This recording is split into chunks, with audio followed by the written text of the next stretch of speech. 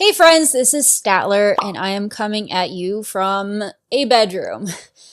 Things are a little different this week. We have been getting a lot of requests to just hear from me, and while I feel like that's wild and different and whatever, I don't know, I just feel like nobody wants to hear from me, but apparently people do. So we're trying to give the people what they want, and here I am, alone, without a guest. We will be continuing to have guests in the very near future. However, this week, just me. So sit with me if you want to. Otherwise, I'm sorry, but it's just your host talking to you. I hope that's cool. Is that cool with you guys? I would love to give a special shout out to our 2 top tiers on Patreon. You guys are supporting us financially, and it is helping so much. All of this stuff costs. We could do Zoom interviews, but it's just not as personable. So this is helping support us as we meet people in person and get those really awesome interviews that we have coming for you in the future. Thank you guys so much. We couldn't do it without you. So without further ado, let's get into interviewing myself, the host interviewing the host. It should be fun. Let's get into it. So one question that I'm commonly asked is it all staged? And that depends on your definition of staged. So while we do not have like a script per se, the producers do have an agenda of what's going to happen during a scene. They will already have the place picked out ahead of time. They'll have needed to have received permissions from the location and had everyone sign off on things. And they will have an idea of who will be there. So if it's, somebody's dad or somebody's friends, all of those people will know ahead of time. They'll know the time, the date, and then the producer themselves will have the vibe for it. They will say in their little notes, which you saw if you watched our previous episode with Fiancé, he did have kind of a agenda pulled up, and we didn't really see it. All we saw was a schedule that the producer would send us, a couple of weeks ahead of time. They would be like, at this day, you're going to be here, you're going to be doing this, and that was kind of it. So it wasn't a script per se, but definitely an agenda. They already have the storyline from start to finish pretty much already organized ahead of filming. So before they even meet you, they already have like, okay, this person and this person, they're going to fight for these reasons, and they'll have already kind of talked about this with you, financial reasons. They're going to try to figure out what, is it religious? What's the issues that are going on between us? And then they're going to hammer the heck out of them because that is the conflict. And, with every story, they're trying to establish characters, create a conflict, and over and over and over again, because that's what people watch. So in regards to this, sometimes you're going to places that like you normally wouldn't go to. So I know for one of the first scenes I recorded, we go to this like sex chocolate restaurant type place with me and my friend Sai. And this is not a place I would normally go to. This is something that production set up, and they were trying to make me seem more sexual. So there's always a reason why they're having us go to certain places. For the bee scene, if you guys saw in my second season, I'm going to, see what a beekeeper does. Super fun, super cool. It was not something that was planned. They were trying to make my ex-partner look really good in that scene by having her say that she planned it and it was like super cute and she was doing something really nice for me. So they were trying to have us like in a happy scene. And then for the boat scene, I remember the producer the whole time kept telling me, this is supposed to be a happy scene. This is supposed to be a happy scene, while I was having a panic attack. And it had to be changed. So they are willing to change things if you are not willing to budge. And in that scene, I was not willing to budge. I was like, we're not having a happy scene right now. I'm having a panic attack. So there is a little bit of flexibility, but all in all, like the producers are guiding everything. They already have a set storyline. They know the vibes. They know who's going to be the bad guy and who's going to be the good guy way before they even meet you. Was it difficult to open up on camera initially? Thank you, producer, for that question. We do have Alina here, and she is recording, so that's awesome. She's on video right now, and I just want to acknowledge her. Thank you for all that you do. ADHD, what was the question again? She keeps me in line, folks. Was it difficult to open up on camera initially? No, I would say not really for me personally, no. I'm a bit of a ham. Everyone who went to high school with me, they kind of know that I'm like this class clown. I've done theater before and I love an audience. So for me, it was kind of just like fun, especially for my ADHD. There was always something going on. There's always something to do and like you're the center of attention. So while it can be kind of awkward at first, I don't know. I feel like I was good at it.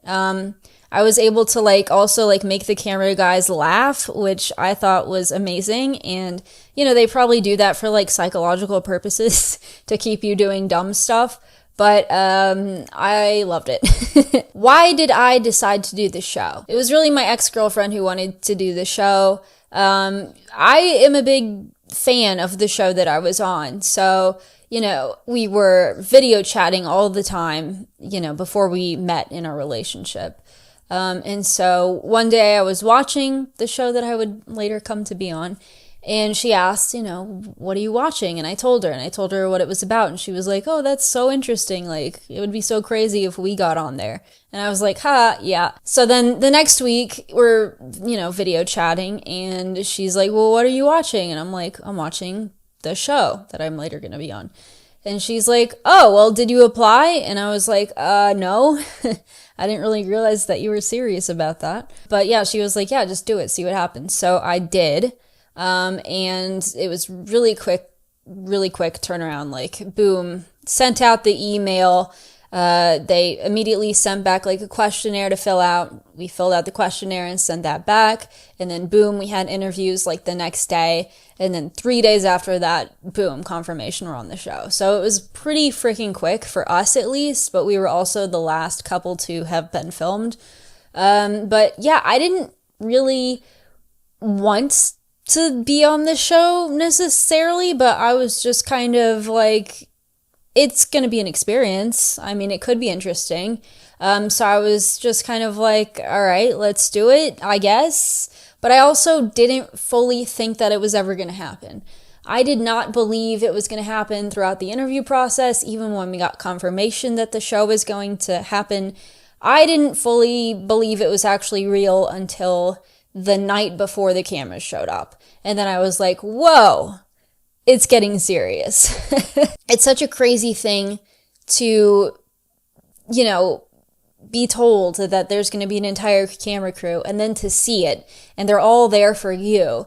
And I just remember the entire time having this feeling of like, why are these people here for me? Like, am I that interesting? I just kept asking myself like, wow, I must really be really weird or something for them to have cast me on this show. And I didn't really see myself that way. So it was kind of just like, whoa, why do all these people, like, people are putting so much money into me and investing money into me, and that's like, why? It was just kind of a bit of a mind fuck, honestly. If I could do any scene again, what would I change and why? I would probably change 2 scenes. There's one scene from season 1 and one scene from season 2. The one from season 2 is the one where I'm getting off the plane and I come across as really cold to my ex-girlfriend. I would have liked to have been more honest and said more. Because at that moment, I had just hopped off like a 13-hour flight. And right before hopping on that flight, I found out that my ex-girlfriend was screwing me over financially and had lied about a lot of financial things. I didn't say anything about that when I got off the plane. So it looked like I was being moody kind of for no reason, but this was something that had been simmering in my head on the flight over, and it's something I wish I had called her out for. The producer did eventually kind of get me to call her out, but I wish I had done it right there, like as soon as I landed. I wish I had said all of my fears and anxieties right then, and I wish I'd said why. And it was because I had just found out that she had screwed me over already. And here I am moving across the country for this woman who had just screwed me over. So I wish I had said that. That is from season 2. Season 1, the thing that I would have changed, that scene where I'm meeting her friends for the first time and I look crazy. Let's be honest. I look nuts. I'm like, the only thing I'm good at is sex. And that's because I was so over it. I was so over filming. I was so over filming that scene. And there is a reason for that. I know a rumor has come out saying that my ex-girlfriend cheated with a producer. That never happened. However, there is a form of that where that rumor came from, and I know where it came from. It's because I have said this before on I think TikTok Live or something. And it is this. During that scene of meeting her friends for the first time, one of her friends, Georgia, and her had been kind of giving each other eyes, and their energy was just very much you could tell they've definitely done stuff sexually before. However, before meeting her, my ex-girlfriend was like, no, she's just a friend. She's just a friend. Nothing's ever happened. She's just a friend. We're sitting in the van before doing this scene. I'm asking about her friends. She's like, this one's just a friend, just a friend. While filming that scene, this girl, Georgia, has a mic on and she goes with the other girl to the bathroom. And while they're in the bathroom, they're chatting to each other. And they're talking about, oh, well, how did you meet my ex-girlfriend? And Georgia said that she had gone on dates with my ex-girlfriend. And so the producer, who is hearing all of this in her little earpiece, then is like, holy cow, that's kind of a bombshell. And she, when they all come back, she is like, hey, Statler, ask how they know each other, or something along those lines. So I think I asked, or someone at the table was kind of insinuating that. So I eventually was like, okay, how did y'all meet? And then I was like, I already knew when the producer asked a question, it's always for a reason. So I already knew in my head it was something fishy. And, I was like, probably a dating app, right? You probably met on a dating app, because I knew it was probably going to be true. And then she confirms it, and it's yeah. I, in that moment, I thought I'm going to come off as crazy if I lose the plot here. If I'm oh, well, you didn't tell me that. Why didn't you tell me that? Are you keeping secrets? Have you been cheating this whole time? With this girl, I knew I would have come across crazy. So I had to immediately, in my mind, take all of my emotions down and just play it off and just be like, oh, well, every lesbian meets that way. Ha ha ha. In reality, I was so upset. I was so upset that my ex-girlfriend had lied to me right before that and had said that they had nothing. And also, because this was also going on in my head, my ex-girlfriend had spent the night with this girl while we were together. So a month or 2 months before we're filming this, she is sleeping over at this girl's house. I am willing to bet something happened. So I know she most likely cheated because the energy was definitely giving that. But I couldn't do or say anything in that scene, and I really wish that I had. I really wish that I had. Yes, I come across as cool, calm, and collected, but that night after filming, me and my ex went home and we talked about it all night. And she was so sorry, she said, and I was so hurt by it.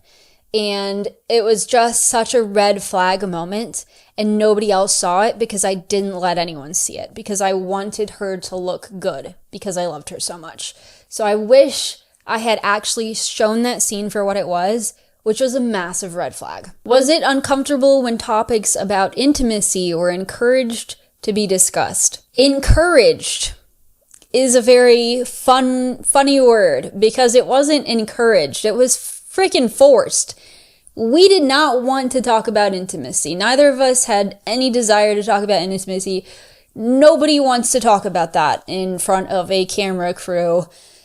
And with it, and it's going to be shown to your family and friends and work people. Nobody wants to talk about that. And yet it's shown on pretty much every show with reality TV, every season. There are so many scenes where we faked intimacy just to get it out of the way. The producer would literally be like, okay, we need some sex. We need some sex and we need some sex soon. So do what you have to do, make it look good. I remember immediately after the bee scene, they were like, okay, and we're going to end this on a high note with sex. Me and my ex we were so freaking tired. We did not have any desire to be intimate. We're living in a freaking van. We were tired. We were dirty. We didn't feel good that day. So I remember the producer being like, just shake the van. Just push it like this. So they literally filmed us. We're inside shaking the van, saying sexual stuff. And we did this because the sooner we got it done, the sooner we got to go to bed. That was it. At first, like the first season, we would put up a fight and like just be like, no, we don't really want to talk about this. No. That didn't matter. It would be like your meals are held. Filming is not going to end until we get this discussed. So pretty quickly you kind of learn, okay, in order to get food, in order to get sleep, in order to get comfortable, I have to just get this over. So you would get it over as quickly as possible. And if it wasn't good enough, the producer would have you do it again or be like, we need more. I think you've seen a lot of like crazy sex scenes in reality TV, and it's because the producer's like, we need more.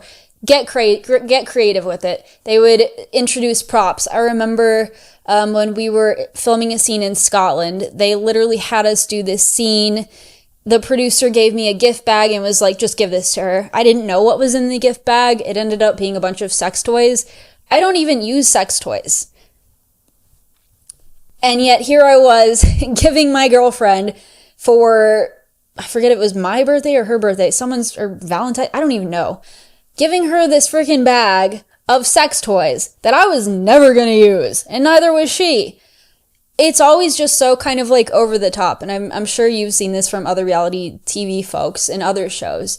The sex is always over the top. And this is because they think that sex sells. And it gets people talking. Let's be honest, the more crazy and outrageous it is, the more people talk about it. I'm sure you've seen with like Gino and Jasmine, like their sex scenes are crazy and wild. Are they always true? Probably not. At least in my case, they were definitely not. It's just something that you are kind of like required to do, manipulated into doing. It's never comfortable. It always sucks. There you have it. Do I think that I was edited differently than I actually am in real life? They made me seem like such a Debbie Downer. And that sucks because I'm really not. I mean, I definitely can be. Feel like everyone has their days. But for the most part, I am cheering people on. I am just like everyone's biggest cheerleader. I try to be my own biggest cheerleader. I've definitely been through a lot, but I never played the victim. And they definitely had me taking on that role as this like adopted victim who's just desperate for love. That is not really me. And so there are scenes, obviously, I mean, there's parts of it where I definitely do shine. The parts where I'm quirky and saying really awkward and funny things, that's me. I am very, quirky and different. But I'm also well-spoken, and I am also intelligent, and I am also bright and happy. They didn't portray me as a very happy person. But it was because of all of this extra stuff happening around me. And let me get into the next question. Did they accommodate my neurospiciness? They did not. There was no accommodation. In fact, there was the opposite of accommodations. There's no sleep. The temperatures are typically extreme if you're filming outside or inside or in a really cold green screen room. The meals are not always perfectly scheduled. Sometimes you're running 4-6 hours behind, so you're having to not, be fed at a decent time. Schedules are very important for my neurodivergent brain. I freaking excel in them.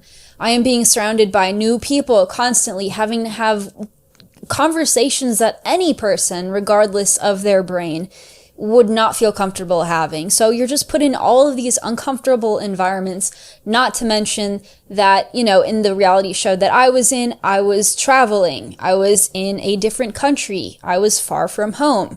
And in the second season, have moved to a different country. So it's like all of these things, and then you have these cameras here. So, like, in the scene where I'm having a panic attack, that was very real. I was put in a position that I did not want to be in. I did not want to be on the ferry. The other alternative to that was doing the Eurotunnel, which is something that I was okay with. However, we could not do the Eurotunnel because they could not get us all in the same tunnel for filming, and they needed to film that scene. So the only way for them to film that scene was for all of us to be on the ferry, which I dreaded and I did not want to do, and I would not have done under normal circumstances. So you're put in these crappy situations that really just did not do well for my neurospicy brain. I was overstimulated constantly, and it was very difficult. There you have it. Would I like to get back with my ex? Absolutely not. I don't even know why that question is out there, but absolutely not. I am owed $19,000. I would not ever want to date anyone who owes me $19,000. Ever, ever, ever. No. No, I've grown so much since that relationship. The things I'm looking for in a future relationship are not aligned with who she is as a person. So the answer is hell no. Do I think having a therapist on the production team would have changed my experience? If it were done correctly, yes. If it were a legitimate therapist, yes. They have these like television therapists who do not have your best interest at heart. They are selling themselves out to the highest bidder, and I think you see this on certain shows where they involve therapists.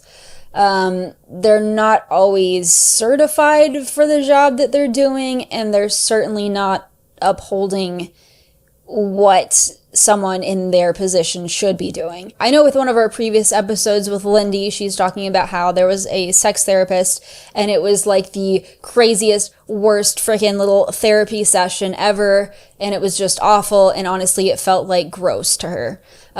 So for our reunion, there is a therapist there, and I think that is by law that they have to have a therapist there. However, season 1, I did go and meet with a therapist after filming, and it's very much like, are you going to kill yourself? Nope. Okay. See ya. So there's not much actual therapy that's going on. There's not much help that's actually going on for mental health. I would have loved to have seen somebody who legitimately cared about me. However, especially somebody who, knows neurodivergency and is like able to tell production when I'm too overwhelmed, hey, she needs a moment, please let her have a moment. We need to, or when they see the producers being super manipulative, they can step in and be like, listen, as her mental health advocate, this isn't cool. Maybe don't do that. That would be really awesome. However, I don't see that happening with any of the production companies that currently exist. Maybe it's time to create our own. That would be kind of cool. How much does the crew intervene? They're not really allowed to. They're not allowed to say or do anything. The producer is the person in charge, and nobody else really can do or say anything that interferes with anything. I mean, there were definitely scenes where, like, afterwards, someone from the crew would come up and, like, check on me and just be like, hey, you okay? That was kind of rough. But it would be, like, usually something that the producer had kind of, like, forced or whatever. So they would just be checking in on me to make sure I'm okay. But yeah, they're not allowed to interfere in any way. I know that certain shows or certain couples on certain shows do have to have security just because they physically fight with one another, and that's a known thing. And so they will have security there just in case that does happen, and so the security folks will get involved. However, the camera people, the audio people, the lighting folks, none of those people will get involved in any way, physically or otherwise, at least in my experience. How much of my life was impacted from doing this show? Not every aspect. My work life was not impacted by it. It was during the time, obviously, because I was working while I was filming. But other than that, it's affected my relationships with pretty much everyone, I would say, especially new relationships, because now I don't really know if people are actually interested in me as me or interested in me as like a reality TV cast member or a former one. And I have like encountered in the dating sphere that there are people who only want to get to know me because I've been on a show. So even though I'm not like super, super famous or anything, there are like people who definitely only want to know me for that. And that's been kind of hard to decipher and kind of tell what people's intentions are. So it's definitely impacted me in that way. And, you know, it's also obviously impacted my mental health quite a bit. So yeah, it's, you know, made me a little less trusting of people and their intentions just in general, because, you know, with the filming process, there are so many other players who do not have your best interest at heart. What do I want to be known for? I definitely don't want to be known as, you know, this person that was on this show. If anything, I would like to be known as the whistleblower who calls it all out as it really is, pulls the curtain back and changes this reality of reality TV. I would really like it to be exposed and for better reality shows that are better for anyone involved, both people watching it and the people participating in it. I would like it to be better for everyone. So if there's a future in that, I would like to be a part of that. You know, and I have bigger dreams. I have big dreams. What would I like people to know about me that they would not be able to see from the shows that I've been on? I would like people to know that I'm actually quite fun and quite funny. My humor is very quick and sometimes dark, but it's very...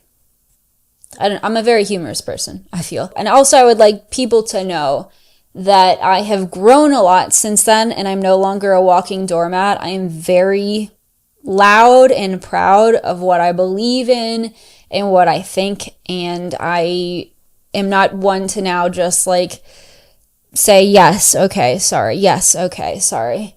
I have a backbone now, and you definitely couldn't see that on the show. That's kind of a new thing for me, so I'm happy to have it. And it came from a lot of people hating me. Sometimes you just have to have people hate you to love yourself, and that's what happened in my case. Have I ever refused to let something be filmed? Yes, there was a time, and it wasn't the first season, because the first season I was bearing all, literally, in the shower scene. And there's also a scene that was cut from the show that you didn't get to see, and it is me getting a wax of my hoo-ha. So let's all be happy we didn't see that.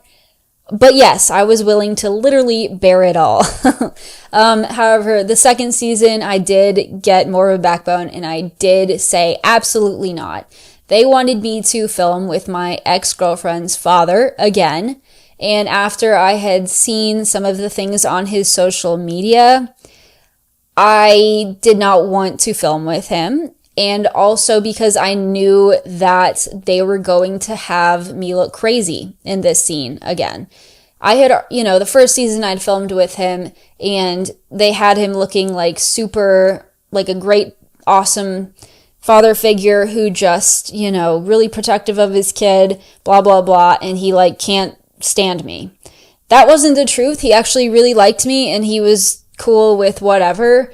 And I just knew that they were going to have me look crazy again with her father and have him look like this saint.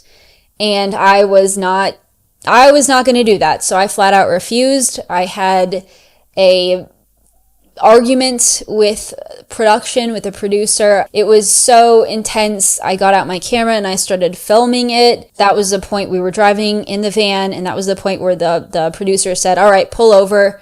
And we had this massive blowout on the side of the road in England, and he was like, listen, we can stop doing this completely. We don't have to film anymore. It was a bit of a manipulation tactic, I realize now. And he was like, we can end this, blah, blah, blah. But then we eventually agreed to do the scene, but where she's with her dad and I'm alone eating ice cream. And after all of that, you guys never even saw the scene. It was never even shown. That was a full day's worth of filming and arguing, and it never was shown at all. Not even a second of it, so. Do I get recognized in public? Yes. Not like all the time, like not every time I step outside, but it is quite a bit, like way more than I was expecting. Me and my ex were recognized all throughout Europe and even in Southeast Asia. So while we were traveling, we were recognized by people. And then since I've been back in America and also in Canada for some reason, in Toronto, everyone freaking recognizes me. I don't know what it is. I don't know if like Toronto people just watch the show a lot. But yeah, so yeah, it's been cool. It's great meeting people who've watched the show. For the most part, they've had, great things to say and always been super nice and happy to see me. So that's been awesome. Yeah, no complaints about that. I think it's always super cool to meet people in person. What is the best and worst thing about doing the show? I will start with the worst thing about doing this show. It's just how much you get manipulated. You get manipulated into saying things that you don't always mean. You get manipulated into doing things you normally wouldn't do. It's just the manipulation. Afterwards, you're left wondering what actually happened. In the moment, you can definitely feel it. But then once you see it back and you have all of these people storming your DMs and comment section, you start gaslighting even yourself and you start second guessing yourself and your own sanity because you know what happened, but everyone is saying something different. So it becomes kind of this like war about reality and then reality TV. So that is probably the worst thing that I've experienced. However, the best thing is that through all of this, I have really found myself. Before this, I was just this like yes man. Like I was like, yes, I'm so sorry. Yes, I'm so sorry. Those were probably the two biggest phrases that I had in my vocabulary. I was just a massive people pleaser. And since doing this show and having such a large audience judge me and comment on things that I did on the show, it's really made me stand firmly in myself and my beliefs of myself. It's really made me have to take a stand on who I am and what I stand for. So that has been the best thing ever. And honestly, I don't know if it's something that I would have been able to do. I don't know if I would have found my voice as much as I have been if I hadn't been in the public spotlight. There's definitely that negative, but it kind of came with this positive of me being able to find myself. However, I do want to say that doesn't happen for every reality cast members. For some, it goes really dark. I am lucky, to have the mind that I do, and kind of the way I handle things is pretty good. So I was able to take a negative and turn it into a positive. However, not everyone can do that, and that's completely valid. I do want to acknowledge that because that is a reality of it as well. But for me, I'm doing well. I found my voice clearly, and I'm just trying to make the best with what's been handed to me. So I hope that's somewhat inspirational to you guys in some way. Even if you've never been on a reality show, I hope that can be of some kind of inspiration to you.